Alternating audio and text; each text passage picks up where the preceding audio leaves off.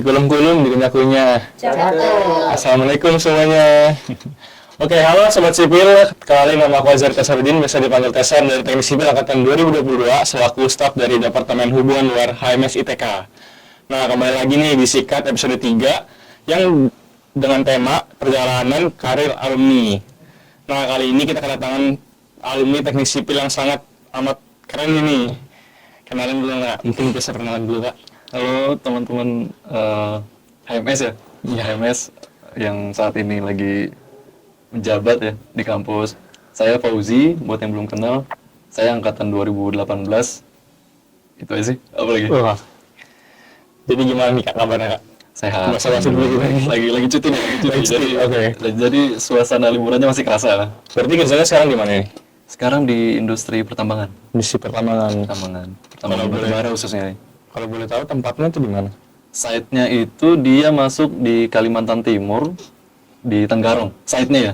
Oh, Cuma base-nya di Samarinda. Base-nya di Samarinda. Berarti agak melenceng ini dari sipil ke batubara. Kasarnya bisa dibilang ya melenceng sih. Tapi pas kita coba masuk ke dalam ternyata nggak semelenceng itu. Ternyata saking luasnya prospek sipil di prodi kita ya, ada kok yang bersinggungan di dalam tambang gitu. Nah, nanti kita bahas itu di Oke. gitu sih. Bagus nih. Jadi sebenarnya yang pengen kita tahu tuh kayak bagaimana sih perjalanan karir kakak setelah lulus dari program studi teknik sipil ITK? Oke. Jadi kalau karir setelah lulus ya, Setelah lulus ya. karena aku kerja belum lulus nih kondisinya pada saat itu, tepatnya sebelum yudisium. Ada tawaran pekerjaan di Labuan Bajo itu, di Labuan Bajo, Nusa Tenggara Timur. Pada saat itu ditawarin gimana mau kerja di sana nggak? Cuma itu kan kondisinya belum lulus nih, ijazah belum ada, surat keterangan lulus belum ada. Cuma proses tugas akhir udah selesai, semuanya udah selesai, tinggal nunggu proses wisuda lah, kayak gitu. Akhirnya ya daripada nggak ngapa-ngapain, Benar-benar. nggak ngapa-ngapain ya udahlah ambil kerjaan aja di sana. Nah, itu di salah satu perusahaan konstruksi milik negara di Labuan Bajo, Nusa Tenggara Timur. Itu kurang lebih satu tahun di sana. 1 tahun. 1 tahun di sana. Di sana ngerjain proyek jalan dan jembatan. Di Wika itu ya disebutnya, kalau kalian tahu ya Wika. Oh iya, di Wika. Wika. Oke. Terus dari sana lanjut ke supplier logistik di KN. Akhir logistik.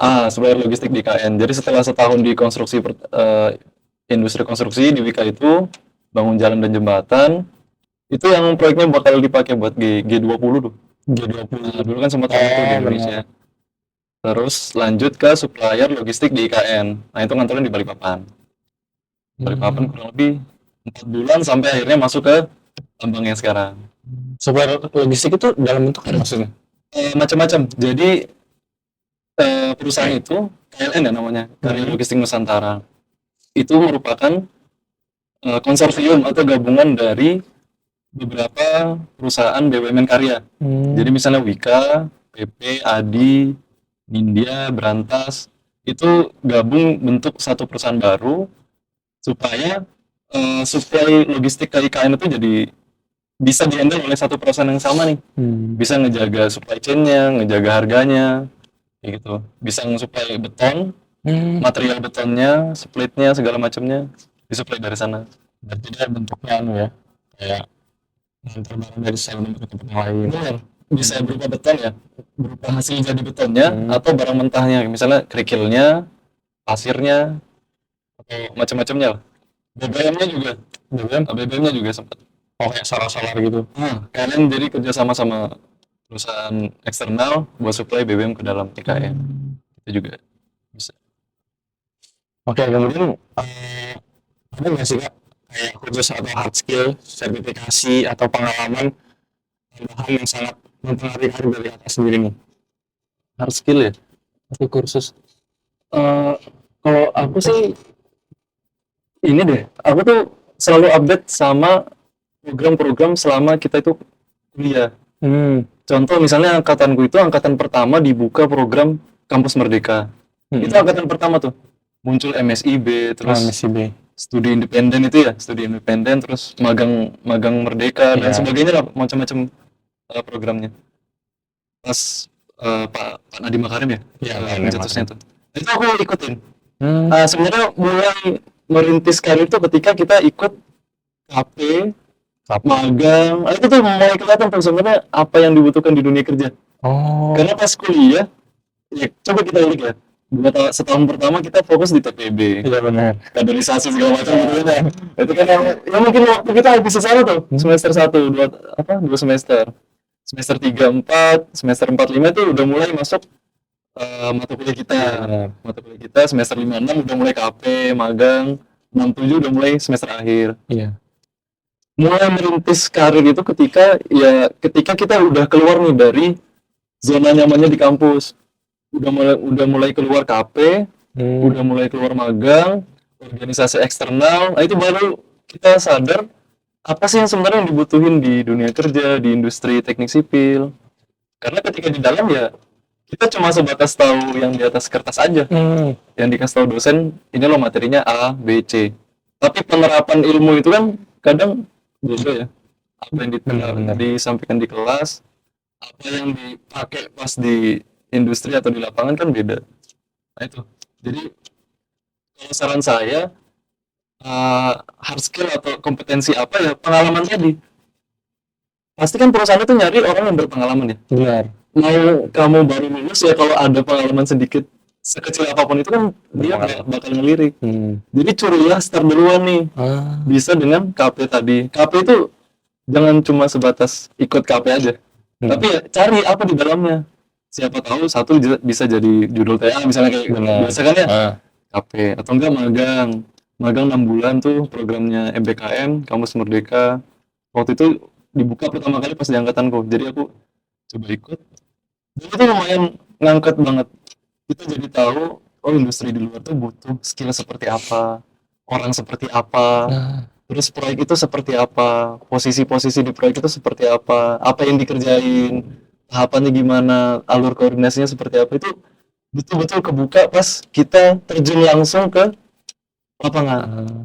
Entah ke kontraktornya, entah ke konsultannya, entah ke ownernya, ke PU-nya, itu baru langsung kebuka. Lanjut lagi, ya program-program lainnya ya, MSIB dan lainnya. Itu menurutku kompetensi, skillnya atau pengalamannya bisa didapat di sana. Dan itu berguna banget ketika kita masuk ke dunia kerja. Di luar itu jaringan sesama inilah ya, jaringan sesama mahasiswa sipil, entah di dalam kampus atau di luar kampus. Benar. Contoh, misalnya perlombaan. Itu menurutku salah satu kompetensi juga yang dibutuhkan ketika kita masuk dunia kerja. Sebagai contoh, aku pernah ikut lomba, salah satunya di UNLAM waktu itu, lomba tingkat nasional untuk SB Pro, estimasi biaya proyek. Nah, di sana kita benar-benar diarahkan untuk menganalisa berapa jumlah biaya. Kan di situ konsepnya gini, kita dikasih gambar kerja, gambar kerja oleh tim apa panitianya, gedung gitu misalnya, gedung sekian lantai. Kalian coba hitung biayanya berapa nih buat bangun ini nih. Terus waktunya kira-kira berapa lama nih. Nah di situ kita analisa nih sama-sama satu tim buat hitung itu mana yang paling akurasinya tepat dengan apa yang sudah dihitung oleh panitia itu yang menang. Nah itu benar-benar kepakai ketika kerjaan. Kebetulan waktu itu pas di Wika sebagai quantity surveyor. Jadi dia fungsi untuk menganalisa volume pekerjaan sama schedule-nya. Itu benar-benar kepake tuh. 100% kepake ilmu ketika lomba, terus dipakai pas dunia kerja. Jadi kalau saran buat teman-teman yang butuh hard skill atau apapun itu, sebenarnya itu udah bisa dimulai duluan ketika kita masih proses kuliah. Baik itu lewat lomba, lewat KP, lewat program magang. Sebenarnya udah di setting. Tinggal kita aja nih sebagai mahasiswa jeli gak sih ngeliat ini bakal kepake nih di dunia kerja nih. Kan banyak tuh program-program yang kayaknya nih nggak terlalu efektif lah kepake buat dunia kerja. Nah, kita juga dari mahasiswa harus jeli juga nih ngelihatnya. Ini kayaknya bagus nih buat dunia kerja nantinya. Ini bagus buat kehidupan setelah kuliah. Nah kayak gitu sih. Berarti kalau dari kesimpulan itu kan kita udah cari pengalaman ya. Benar. Jadi kita lebih cari pengalaman praktiknya seperti apa sih. Jangan cuma teori-teori aja di dunia perkuliahan. Betul. Teori penting karena ya beberapa perusahaan itu kan ngebuka lowongan pekerjaan berdasarkan IPK. Benar. Minimal IPK sekian, 3, sekian. Betul. Aku nggak bilang itu nggak betul ya, karena aku juga fokus di IPK, benar, fokus. Cuma kan banyak yang terjadi tuh kayak gini. Masuk nih, kalian masukin CV ke lowongan perusahaan. Kayaknya bagus nih pengalamannya. CV-nya 3, sekian, 3,5 ke atas. Tapi pas disuruh kerja atau menyesuaikan diri di dunia kerja nggak ngerti. Karena cuma sebatas tahu, oh teorinya ini, di kelas tuh seperti ini. Tapi berkoordinasi dengan orang, ke fungsi yang lain, ke divisi yang lain, itu nggak bisa. Nah itu yang disayangkan banget sih. Dia teorinya udah matang banget, tapi ketika implementasinya harus koordinasi dengan pihak A, harus tahu ranahnya ini kemana, ke siapa, itu pada buta semua. Jadi ya harus balance lah antara teori di kampus sama penerapan di lapangan, di dunia kerja. Gitu tuh. Jadi benar-benar curi startnya ya. Sebaik, ya kalau bisa, kalau memang mau curi start, saranku kayak gitu. Karena kayak apa sih namanya, kayak orang-orang buka lowongan kerja kan biasanya kan ada yang cari fresh graduate tapi sudah pengalaman 2 tahun 3 tahun kan pasti kan kayak gitu ya. Lowongan di Indonesia kan memang kayak gitu ya, fresh graduate, pengalaman sekian tahun, tapi umur masih sekian tahun. Itu ya, lucu lah. Ya itu karena tuntutan ini ya, tuntutan perusahaan. Mereka butuh fresh graduate, pengalamannya kalau bisa ada, tapi dibayar dengan harga yang murah. Nah, itu kan ya sebenarnya sah-sah aja sih mereka mau kayak gitu ya. Kan juga kita juga yang butuh ilmunya, pengalamannya gitu. Cuma gimana caranya kan kita masih fresh graduate, tapi value kita udah experience banget. Gitu sih.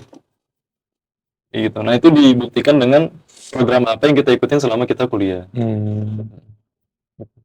Nah Kak, tapi kan Kakak ini sekarang kerjanya di bagian tambang ya, kita bisa bilang. Benar. Nah itu kira-kira ada nggak sih korelasinya terhadap studi yang kakak pelajaran kemarin yang di teknik sipil? Oke. Kira-kira bermanfaat apa enggak? Gitu-gitu sih. Ini khususnya di sipil ITK dulu ya. Aku tuh sebelum masuk ke tambang, kan ikut proses rekrutmennya. Dan aku yakin kakak tingkat sebelum aku, di atas 2018 juga, pasti banyak kok yang ikut rekrutmen pertambangan. Cuma pas aku nyari, siapa ya kakak tingkat yang udah masuk di tambang, kayaknya nggak ada. Di sipil ITK ya, sipil ITK. Mungkin ada, cuma nggak tahu ya. Akses buat ngejangkau orang itu kok kayaknya susah banget. Entah mungkin dia sedikit gimana ya, saya nggak tahu nih, dia ini ada nggak sih alumni kita atau kakak tingkat kita di pertambangan. Cuma pas aku cari itu nggak ada. Jadi ketika aku mau masuk pertambangan, nggak ada nih tempat aku buat bertanya. Jadi akhirnya aku nyoba nanya-nanya ke orang yang luar. Misalnya dulu pas aku di pekerjaan yang pertama aku di Wika itu, di Bajo, ada dia dulu pernah kerja di tambang, tapi lulusan teknik sipil. Atau tanya-tanya gimana sih selama di sana, terus orang-orangnya gimana, apakah masih bersinggungan antara sipil sama tambang atau gimana? Jawabannya juga sebenarnya masih bersinggungan. Itu karena apa yang kita pelajari di teknik sipil ya, khususnya di kurikulum teknik sipil ITK, menurutku itu udah luas banget cakupannya. Jadi bisa kepake banget ketika kita dihadapkan di industri yang berbeda. Mau itu di pertambangan, oil and gas, banyak teman-teman kita kerja di ini kan di kilang gitu kan, dan itu masih bersinggungan banget menurutku. Jadi masih oke lah ilmu teknik sipil ketika dipakai di dunia pertambangan. Contoh misalnya di jalan tambang. Contoh misalnya gini ya, tambang itu kan dia menggali bahan galian, entah itu batu bara, entah overburden, diangkut ke hauler atau alat transportasinya, dibawa ke tempat tertentu. Di sipil kita belajar perencanaan jalan, benar, ketebalan, daya dukung tanah, jalan di pertambangan itu kan maka alat yang lumayan besar, beratnya sudah kelas sekian ton lah, bukan lagi kelas-kelas jalan kayak jalan raya di perkotaan gitu. Jadi beban yang dilewatin juga jauh lebih besar ketimbang jalan-jalan raya. Nah itu juga ada perencanaan jalannya. Kepagi juga kan. Kemiringan jalannya, dimensi jalannya, grade jalannya, itu kan juga direncanain tuh. Itu satu di perencanaan jalan. Kedua, kalau kita di sipil, sempat bahas manajemen konstruksi, ada bahas produktivitas Benar. dan lain sebagainya. Nah itu juga kepake di pertambangan karena alatnya kan sama ya. Oh iya. Misalnya di sipil pekerjaan cut and fill, galian dan timbunan. Nah itu juga dipakai di pertambangan, dia menggali sesuatu untuk menimbun sesuatu gitu kan. Berapa sih produktivitas dari alat berat yang kita gunakan gitu. Nah itu juga kepake. Jadi syukurnya apa yang ku khawatirkan di awal kayak misalnya ini kepake nggak sih ilmu sipilku di industri pertambangan, justru malah satu angkatan kerjaan ya satu angkatan kerjaan satu jumlah mahasiswa sipilnya cukup banyak, dominan mahasiswa sipil. Kedua pas di dalam kita juga bisa beradaptasi gitu loh. Benar. Tinggal ini aja ya, tinggal perbedaan istilah mungkin ya Benar. di dalam itu seperti apa kayak gitu sih. Sisanya sama, konsepnya secara fundamental, secara dasar itu sama semua kok. Perhitungan di sipil sama pertambangan. Tinggal kitanya aja menyesuaikan, oh istilah ini biasa dipakai di pertambangan, istilah ini biasa dipakai di sipil. teknik sipil, nah gitu aja. Gitu sih. Nah, mungkin yang terakhir Kak, ada nggak sih pengetahuan atau keterampilan khusus gitu selama perkara jalan karir Kakak ini? Pengetahuan atau keterampilan Iya. khusus. Kayak kita harus bisa apa ya? Kayaknya lebih baik yang paling digagas itu berbicara di depan orang. Oh, oke. Lebih ke soft skill ya maksudnya ya? Ya mungkin. Eh, kalau dunia kerja ya misalnya. Sebenarnya paling penting itu apa sih dari semua skill ketika kita masih ada ya? Kayak aku sih kecepatan kita menangkap sesuatu. Benar. Karena gini, kita 4 tahun kuliah. 4 tahun udah kuliah dengan teori yang banyak itu, Benar. ternyata pas di dunia kerja itu 100% nggak kepake. Aku yakin kalian udah denger ya kalimat ini ya. Apa yang kalian pelajari di kuliah itu deh nggak pernah kepake di dunia kerja. Aku yakin itu pasti orang sering banget ngomong kayak gitu. Dan itu ada benernya. Nggak 100% lah kepake. Nah, gimana caranya kita tuh nangkap sesuatu dengan cepat ketika kita udah masuk di dunia kerja. Contoh misalnya, oh ternyata ini nggak diajarin nih pas kuliah. Tapi kita udah ngerti gitu, oh ini larinya bakal kemana nih? Oh ini ranahnya bakal ke sini. Itu sih menurutku kecepatan penalaran kita terhadap ilmu baru yang kita pelajari di dunia kerja itu harus benar kita cepat memahaminya supaya kita langsung bisa menyesuaikan diri. Oh ini berkaitannya dengan yang aku pelajarin di kuliah di materi ini. Nah, kayak gitu. Bisa kok itu sebenarnya dikaitkan gitu. Jadi kecepatan kita buat nalar itu sih. Jadi kita dihadapkan dengan masalah di kerjaan yang kita sebelumnya nggak tahu caranya gimana, terus kita harus tahu cara nyelesainnya gimana. Dan itu nggak semerta-merta bakal kita dapetin selama pembelajaran kuliah di kelas. Contoh misalnya bisa ranahnya kita tanya ke kakak tingkat kita, ke senior kita. Kan di kampus tuh diajarin tuh cara mendekatkan diri ke cutting tuh ya kan, sosial. Itu fungsinya, benar ini fungsinya ya. Ketika kalian sudah sering dekat sama kakak tingkat, kalian ngebuka jembatan baru buat bertanya kepada kakak tingkat itu. Itu menurutku yang benefit yang bagus lah dari program kita pas di kuliahan. Jadi ngebuka jalan buat kita bertanya kepada kakak tingkat yang memang kita kenal dan dia memang kompeten di dalam. Itu sih kecepatan kita lah. Jadi orang yang solving problem Benar. baru punya ini ya. Orang bilang tuh ada yang namanya apa sih namanya? Sense of engineering. Boleh. Sense of engineering ya gitu-gitu. Sense kayaknya ya boleh. Ya kayak gitu-gitu. Ya kayak gitu. Nah, kemudian kita ada juga nih pertanyaan beberapa yang lain dari sobat-sobat sipil yang lain. Kita udah buka open Q&A di IG HMS ITK. Ini bisa dibacakan nggak Kak? Boleh. Oke, jadi ini ada beberapa pertanyaan nih dari sobat sipil online. Nah, Sobat sipil. Siapa ya? nah ini dari Kak Andi Putra, Kak. Oke. Soft skill dan software apa yang harus dipelajari setelah kita lulus? Soft skill dan software. Oh, soft skill dan software. Iya. Oke. Iya. Kalau software dulu mungkin ya, software dulu ya. Kalau software ini kan software yang bergerak di industri sipil kan banyak banget. Contoh misalnya dari yang awal pemetaan, ada ArcGIS, Iya benar. dan lain-lainnya lah. Dari gambar ada AutoCAD, terus lari-lari ke BIM ada Revit, struktur ada Tekla, segala macamnya. Ya, kalau aku bilang apa software yang harus dipelajari ya tergantung kamu bakal nanti larinya kemana, kayak gitu. Nggak bisa juga selama 4 tahun di kuliah kamu bakal pelajarin itu semua kan enggak ya. Kamu menurutku lebih baik kalau ditanya softwarenya apa, pelajari semua, tapi kulit-kulitnya aja nih dulu. Benar benar. Kayak gitu, jangan langsung fokus banget ke salah satu software yang ternyata kita nanti kerjanya nggak di software itu gitu.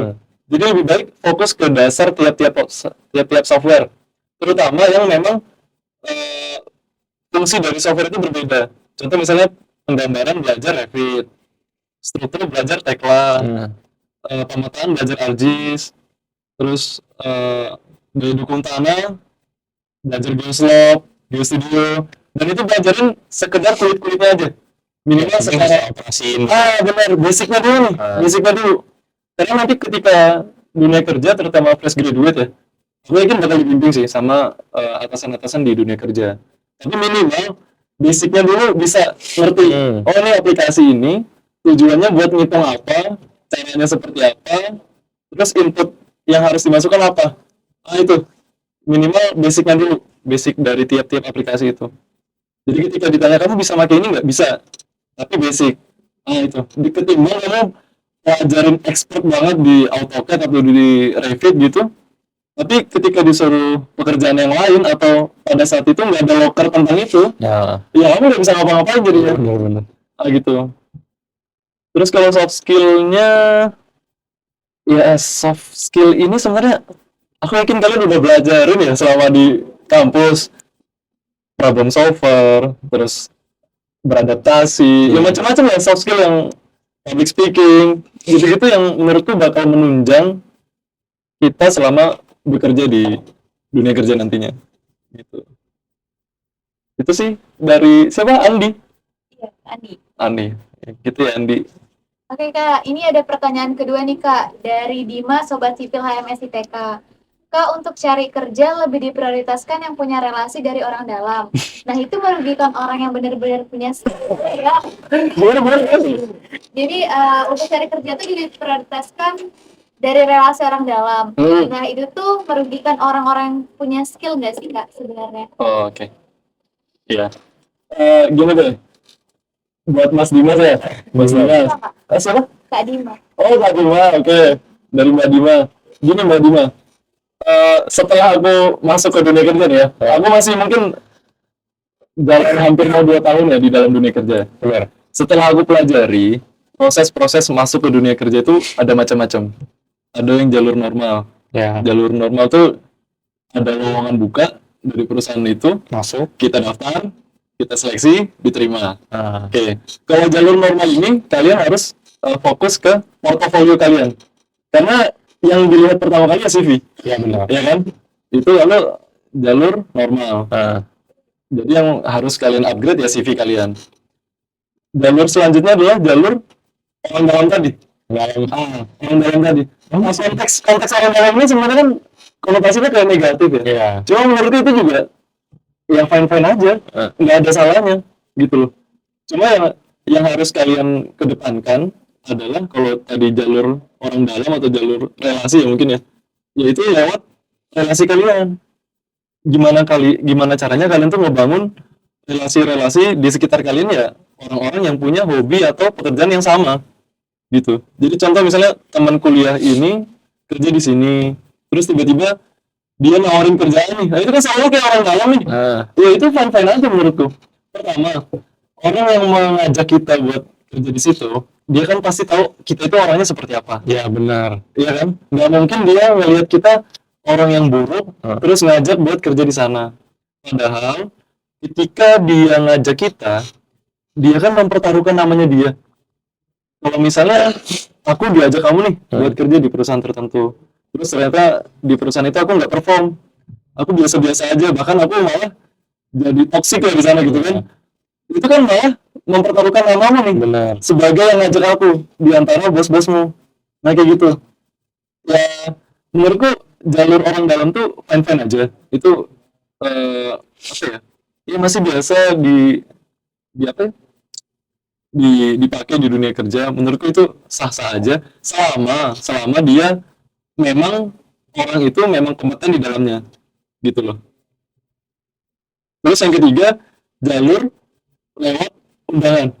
Nah, ini gimana? Jadi kayak gini, kalian itu sebenarnya bisa bisa nggak nge-play CV Ah, atau nggak lewat orang dalam, tapi kalian naikin value kalian. Kalau kalian aktif di LinkedIn misalnya ya, di media sosial LinkedIn, kalian bangun nih portofolio kalian di LinkedIn itu, posting kegiatan-kegiatan bermanfaat yang kalian lakuin, entah di program kuliah, entah ketika kalian KP, magang, atau program kampus lainnya yang berkaitan dengan dunia kerja di teknik sipil misalnya. Itu bukan malah kalian yang apa namanya, mencari lowongan pekerjaan, bahkan HRD itu malah dari kalian gitu loh. Itu jalur-jalur yang malah orang tuh nggak fokus di sana. Orang hanya fokus di mana nih lokernya, di mana nih lokernya, di mana lokernya. Padahal kita lupa kalau kita ini sebenarnya aset gitu loh. Kita tuh bisa ngejual diri kita sendiri. Jadi nggak usah apa ya, jangan lupakan metode satu ini gitu loh. Oke, tetap kalian, kita nyari loker sama-sama nih, mana yang buka kita daftar, atau lewat cari orang dalam. Oke, pen-pen aja, silakan tanya teman-teman kalian lagi kerja di mana, ada butuh posisi ini enggak, aku lagi bisa nih ngisi di sini. Pen-pen aja gitu dua cara ini. Tapi jangan lupa kita ini juga, kita bernilai kok gitu loh. Kita punya skill, kita punya pengalaman. Bangun value itu. Nah, bangun value itu dengan tools lewat LinkedIn. Kasih tahu nih pengalamanku, ini kerjanya pernah di sini, kerja di A berapa lama, terus aku selama kuliah ikut program ini buat menunjang kompetensi di dunia kerja. Nah, HRD itu mereka selain ngebuka lowongan, daripada mereka capek-capek ya nerima ribuan CV, lebih baik dia nyomot nih. Mana sih sebenarnya orang-orang di LinkedIn itu yang lebih kompeten lah daripada aku nyari-nyari CV yang ribuan ini. Baik kecamot nih beberapa orang yang LinkedIn-nya kayaknya ngejual banget nih, skillnya mantap. Nah, lebih baik kayak gitu kan. Banyak HRD yang seperti itu. Dan aku pernah ngebutuhin juga dapat lowongan di perusahaan tertentu, dia ngubungin di LinkedIn, saya lihat kamu begitu aktif di media sosial terkait teknik sipil dan lain sebagainya, mau nggak tertarik di perusahaan ini kayak gitu. Nah, cuma waktu itu pas aku cek perusahaannya itu urusan belakangan ya, intinya bakal ada lapangan kerja baru nih kalau kalian ngebangun value kalian di LinkedIn itu. Jadi jangan lupa ada 3 jalur. Nah, orang itu fokus rata-rata ke jalur pertama. Dia nyari loker di mana aja, di Instagram di mana, dia loker, buka loker, daftar, akhirnya CV itu kan di HRD banyak banget, jadi prosesnya lama dan lain-lain. Terus orang juga tadi nyari lewat orang dalam, tapi ini terhambat ketika dia nggak punya relasi, dia nggak punya teman di mana-mana, ternyata temennya kuper semua gitu kan. Akhirnya ya itu jalan ketiga juga nggak salah buat dicoba. Coba kalau kamu punya value, itu memang untuk dijual gitu. benar-benar. Dijual ilmunya dan pengalamannya, tuangkan di terus misalnya lewat LinkedIn. Dan banyak lah terus lainnya lah. Cuma itu salah satu jalur ya. Terus kalau misalnya dikatakan apakah orang dalam itu ngebuang apa ya? Apa tadi bahasanya? Apakah orang dalam itu menyingkirkan orang-orang yang punya skill? Ya enggak juga. Karena gini, apakah siapa tahu yang punya skill itu dia nggak cari potensinya, gimana cara dia mencari lapangan kerja itu gitu loh. Harus balance juga. Ketika orang dalam nggak punya skill, tapi dia punya kemauan untuk belajar, relasi, ya fine-fine aja gitu loh. Harusnya juga yang punya skill ya, kalian juga gali dong relasi kalian. Gitu loh. Relasi itu penting banget, aku setuju, relasi itu penting banget. Jadi ketika kalian udah punya skill, ya cari relasinya, biar skill kalian melebar. Gitu. Itu sih. Jadi kalau dibilang nyingkirkan ya, mungkin secara jumlah iya. Cuma secara hakikatnya ya orang punya skill juga harusnya punya relasi yang bagus. Supaya mempertajam dan memperluas skillnya dia. Itu sih. Ya, kayaknya kita nggak boleh ini lagi. Benar, ya, jangan dirian. Kan ya rezekinya udah ada. Benar. Tinggal kita yang ikhtiar dapetin. Mungkin satu lagi pertanyaan dari Sobat Sipil. Boleh. Oke Kak, jadi ini ada pertanyaan terakhir dari Anintia. Kalau yang nggak punya pengalaman selain KP, apa aja sih Kak yang perlu disiapkan sebelum menghadapi dunia kerja? Bagus. Berarti dia ini lulus ini ya? Normal. Normalnya maksudnya nggak ada pengalaman Ya. sama sekali. Ngikutin jalur aja. Oke, jadi dia lulus benar-benar kosongan, nggak punya apa-apa gitu. Mungkin bisa dibilang kayak gitu. Oke. Maksudnya ngikutin alur dari studinya aja. Ya menurutku katakanlah ini kondisinya udah terlanjur ya, udah terlanjur lulus dengan nggak ada pengalaman sama sekali. Ya udah, ini waktunya dia buat bentuk pengalaman baru yang nggak butuh proses seleksi di dalamnya. Contoh misalnya kalau pengalaman itu bisa didapat di online misalnya, ada training-training terkait software tertentu, pelatihan software dan lain sebagainya itu ada. Terus bootcamp yang diadain oleh kementerian itu juga banyak. Jadi nggak ini kok apa ya? Coba lebih terbuka lagi gimana caranya nyari pengalaman di dunia kerja. Misalnya kalian itu belum punya pengalaman, nah, kayak gitu. Jadi banyak kok cara-caranya. Misalnya tadi pelatihan software ya. Kalau kalian tertarik dengan software, pelatihan software. Terus pelatihan bootcamp, sertifikasi yang dia nggak butuh syarat kalau dia itu bekerja di perusahaan tertentu. Itu banyak. Sertifikasi K3, sertifikasi ahli muda, sertifikasi jalan, segala macamnya itu banyak. Nah itu bisa menunjang ketika kita udah terlanjur lulus, tapi nggak punya apa-apa. Nah itu tuh bisa menunjang banget. Kayak gitu.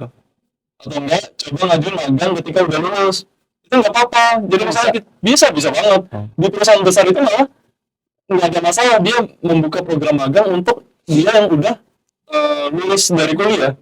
Karena konotasi magang ini kan sebenarnya cuma status pegawai di dunia kerja, bukan dia harus dari seorang mahasiswa. Nggak menutup itu juga gitu loh. Jadi silakan aja kalian mau coba magang atau belajar ya dari perusahaan itu, ya silakan aja. Itu kan lumayan nambah portofolio kalian. Nggak jadi gitu ya sobat sipil. Mungkin terakhir nih Kak, ada nggak sih kata-kata buat kita lagi ngerintis ini yang kan ada insight dari Kak Fauzi ini banyak banget ya. Mungkin kita bisa jadikan pelajaran juga buat teman-teman sobat sipil dan yang lain-lain juga. Mungkin kira-kiranya terakhir ini kira-kira motivasi apa sih yang mau diberikan ke kita yang masih kuliah, masih ngerintis? Oke. Terutama buat yang masih kuliah mungkin ya. Benar. Coba kalian itu cek program kalian selama kuliah. Coba di-review lagi deh. Kalian tuh 4 tahun di kuliah itu mau ngapain aja sebenarnya. Dan kalian setelah lulus kuliah itu mau ngapain. Coba sejenak ya, mikir dulu berapa menit dari hidup kalian, renungkan dulu nih. Buat plan ya. Buat plan lah, minimal buat plan. 4 tahun. 4 tahun. Setahun pertama kalian ngapain deh, coba review. Kalian bakal sibuk di kaderisasi, di TPB, dan lain sebagainya gitu kan ya. Yang sangat banyak nih programnya, bakal menyita waktu kalian. Oke lah, itu mungkin nggak bisa disingkirkan ya, memang udah wajib dilakuin. Tahun kedua udah mulai masuk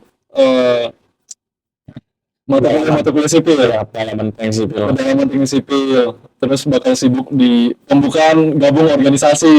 Ya kan? Terus 5 tahun semester 5-6 tahun ketiga udah jadi seorang fungsionaris misalnya kalau di organisasi.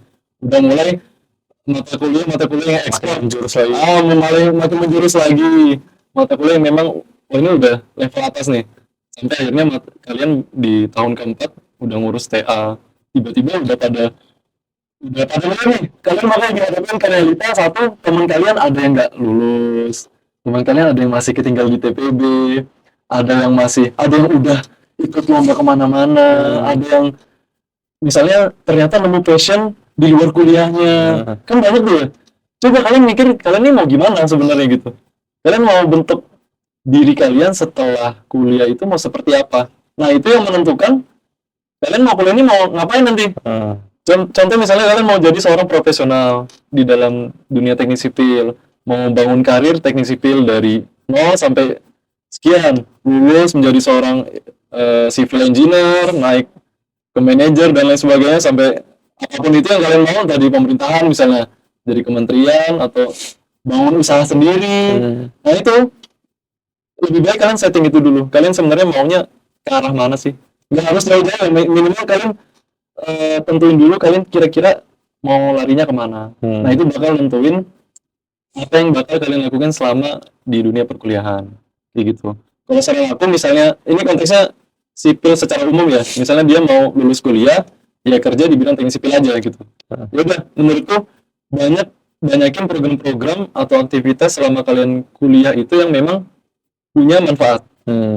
Punya manfaat ini berdampak ke kalian ya. Karena jangan sampai kita jadi mahasiswa, kalian kuliah 4 tahun, itu waktu yang nggak sebentar. Ya, lama itu. Bener, itu nggak sebentar, makan biaya, ya kan? Menyita waktu, dan lain sebagainya. Jadi pintar-pintar kalian yang menyeting jadwal kalian selama 4 tahun. Bukan malah mengikuti arus perkuliahan. Harusnya kalian yang ngatur. Oh, aku mau kuliah belajar tentang ini. Aku belajar mau soft skill tentang ini. Hard skill tentang ini. Relasi mengarahnya ke sini. Nah gitu. Kalau misalnya aku disuruh ulang lagi ke mahasiswa, aku bakal ikutin semua program yang menurutku bermanfaat. Contoh misal lomba. Lomba itu macam-macam di teknik sipil. Ada lomba di bidang SBPro tadi, estimasi biaya proyek. Lomba di jembatan, di KJI, KBGI, terus di bendungan, lomba di lomba gambar, macam-macam. Kalau aku disuruh ulang, aku bakal ngambil semua jenis perlombaan ini. Pengen aku coba gimana sih? Minimal secara basic aku tahu. Oh, di lomba jembatan tuh kayak gini loh. Ini loh yang dicari. Outputnya seperti ini. Caranya seperti ini. Itu bakal ngebuka wawasan. Ngebuka relasi juga. Ngebuka teman-teman kita di luar kampus ITK.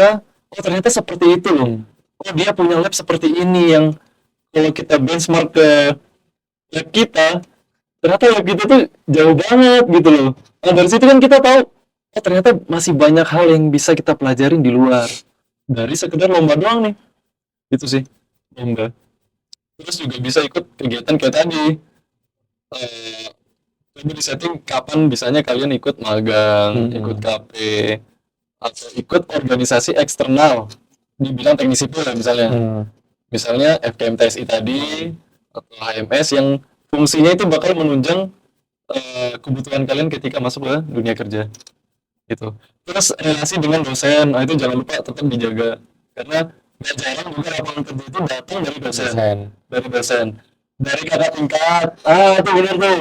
Karena aku sebagai wakilnya juga, aku sempat dapat lowongan dari kakak tingkat, dan aku juga mengundang adik tingkat atau temanku buat gabung di dunia kerja. Jadi aku merasa itu benar-benar benefit yang oke banget lah. Jadi jangan lupa jalin relasi kalian dengan kakak tingkat kalian, dengan dosen kalian, itu tetap harus dijaga. Itu sih selama kegiatan kuliah. Dan ketika kuliah, selama di kelas, benar-benar pahamin output dari mata kuliah itu apa. Jadi jangan sebatas belajar rumus A, rumus B, rumus C, hasilnya sekian. Tapi pelajarin ini sebenarnya fungsinya buat apa nih? Tujuannya buat apa? Outputnya buat apa? Dipakai ketika kondisi apa? Ada nggak batasan yang nggak bisa pakai rumus ini? Itu harus benar-benar dipahamin.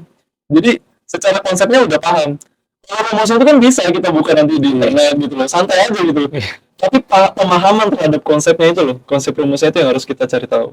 Kalau rumusnya ya dihafal ya nggak perlu, karena nanti kan kita bisa buka rumusnya di buku atau di internet gitu kan.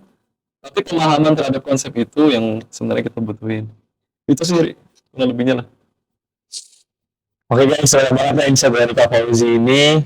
Mungkin itu aja perbincangan kita kali ini bersama Kak Fauzi, dan terima kasih juga buat Kak Fauzi yang telah menyempatkan waktunya. Dan untuk kakak ini kita punya juga sertifikasi lah, sebagai bentuk terima kasih aja dari kami. Dapat sertifikasi ya. Kan dulu sempat bersimpulan, sekarang kita masih ya. Boleh. Terima kasih nih. Siap. Kita terima ya. Iya. Oke. Tuh. Gini tadi sih Kak. Terima kasih juga teman-teman sobat sipil yang telah menyimak. Mungkin kita tunggu lagi sikat-sikat di episode lain, meskipun ini episode terakhir ya di Pekan Pemeriksaan tahun ini. Mungkin itu aja. Bye bye. Terima kasih.